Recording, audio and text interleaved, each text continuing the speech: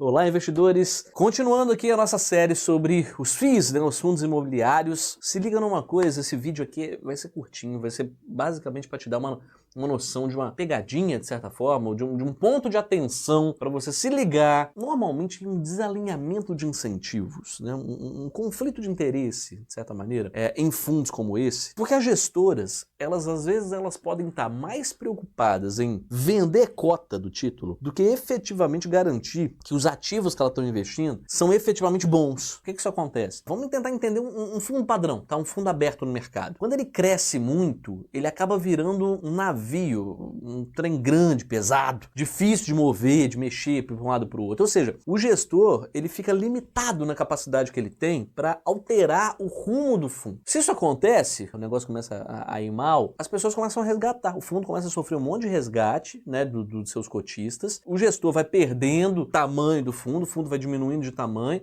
e, claro, o gestor pede grana como taxa de administração.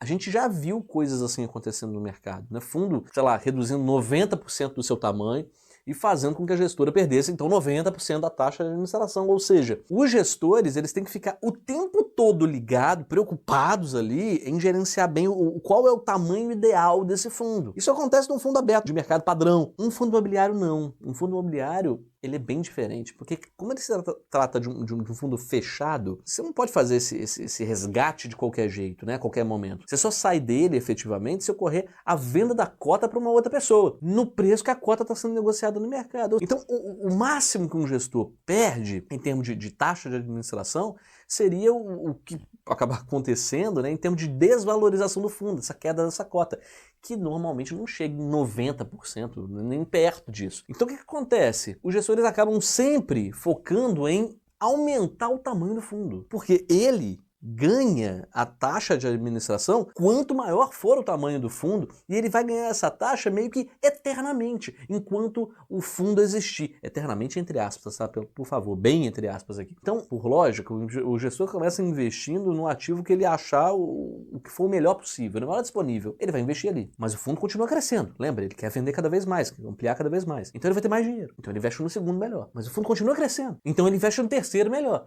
E assim vai. Ou seja, ele vai colocando em ativos cada vez piores na carteira desse fundo. Isso, por um lado, tá bom, pode gerar mais diversificação no portfólio, mas, pô, rendimentos piores para você, né? Conclusão dessa história toda. Primeiro, espero que vocês tenham entendido bem como é que funciona o fundo imobiliário, bem como é que funciona essas pegadinhas, esses pontos de atenção aí para você. Agora, se você quer entender melhor possibilidades, ofertas de novos FIIs, fica ligado aqui, porque a gente sempre vai te atualizar, trazer novas ofertas de FIIs, e sempre te dando uma opinião como essa, né? Uma opinião balizada, imparcial, sempre te dando a sua segunda opinião.